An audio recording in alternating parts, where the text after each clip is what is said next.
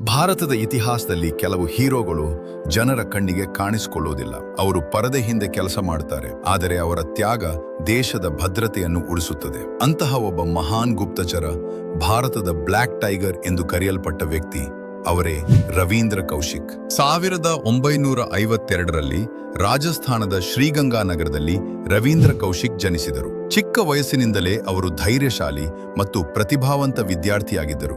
ನಾಟಕಗಳಲ್ಲಿ ಅಭಿನಯ ಮಾಡುವುದು, ಭಾಷೆಗಳನ್ನು ಕಲಿಯುವುದು, ಜನರ ಮನಸ್ಸು ಗೆಲ್ಲುವುದು, ಈ ಎಲ್ಲಾ ಗುಣಗಳು ಅವರಲ್ಲಿದ್ದವು. ಅವರ ಪ್ರತಿಭೆಯನ್ನು ಗಮನಿಸಿದ ಭಾರತದ ಗುಪ್ತಚರ ಸಂಸ್ಥೆ ಒಂದು ದೊಡ್ಡ ನಿರ್ಧಾರ ತೆಗೆದುಕೊಂಡಿತು. ರವೀಂದ್ರ ಕೌಶಿಕ್ ಅವರನ್ನು ದೇಶಕ್ಕಾಗಿ ಒಂದು ಅಪಾಯಕರ ಗುಪ್ತ ಮಿಷನ್ಗೆ ಆಯ್ಕೆ ಮಾಡಲಾಯಿತು. ಅವರಿಗೆ ಹೊಸ ಜೀವನ ನೀಡಲಾಯಿತು, ಹೊಸ ಹೆಸರು, ಹೊಸ ಗುರುತು. ಅವರು ನಬಿ ಅಹ್ಮದ್ ಶಾಕಿರ್ ಎಂಬ ಹೆಸರಿನಲ್ಲಿ ಪಾಕಿಸ್ತಾನಕ್ಕೆ ಕಳುಹಿಸಲ್ಪಟ್ಟರು. ಅಲ್ಲಿ ಅವರು ಸಂಪೂರ್ಣವಾಗಿ ತಮ್ಮ ಗುರುತನ್ನು ಬದಲಿಸಿಕೊಂಡರು. ಪಾಕಿಸ್ತಾನದ ಕಾಲೇಜಿನಲ್ಲಿ ಓದಿದರು, ಪಾಕಿಸ್ತಾನ ಸೇನೆಗೆ ಸೇರ್ಪಡೆಯಾದರು, ಮತ್ತೆ ನಿಧಾನವಾಗಿ ಪಾಕಿಸ್ತಾನ ಸೇನೆಯ ಅಧಿಕಾರಿಯಾಗಿ ಮೇಲೇರಿದರು. 1983ರಲ್ಲಿ ಒಂದು ತಪ್ಪಿನಿಂದ ರವೀಂದ್ರ ಕೌಶಿಕ್ ಅವರ ರಹಸ್ಯ ಬಹಿರಂಗವಾಯಿತು. ಅವರನ್ನು ಪಾಕಿಸ್ತಾನದಲ್ಲಿ ಬಂಧಿಸಲಾಯಿತು.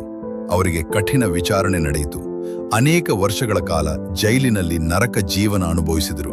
ರವೀಂದ್ರ ಕೌಶಿಕ್ 18 ವರ್ಷಗಳ ಕಾಲ ಪಾಕಿಸ್ತಾನದ ಜೈಲಿನಲ್ಲಿ ಕಳೆದರು. ದೇಶಕ್ಕಾಗಿ ಎಲ್ಲವನ್ನೂ ತ್ಯಾಗ ಮಾಡಿದ ಈ ಮಹಾನ್ ಗುಪ್ತಚರ 2001ರಲ್ಲಿ ಜೈಲಿನಲ್ಲೇ ನಿಧನರಾದರು. ರವೀಂದ್ರ ಕೌಶಿಕ್ ಅವರ ಕಥೆ ನಮಗೆ ಒಂದು ದೊಡ್ಡ ಪಾಠ ಹೇಳುತ್ತದೆ. ದೇಶವನ್ನು ರಕ್ಷಿಸುವ ಹೀರೋಗಳು ಎಲ್ಲರೂ ಯುದ್ಧ ಭೂಮಿಯಲ್ಲಿ ಮಾತ್ರ ಇರಲ್ಲ. ಕೆಲವರು ನೆರಳಿನಲ್ಲಿ ಕೆಲಸ ಮಾಡುತ್ತಾರೆ, ತಮ್ಮ ಜೀವವನ್ನೇ ತ್ಯಾಗ ಮಾಡುತ್ತಾರೆ. ಅಂತಹ ಮಹಾನ್ ದೇಶಭಕ್ತನಿಗೆ ನಮ್ಮ ಗೌರವ.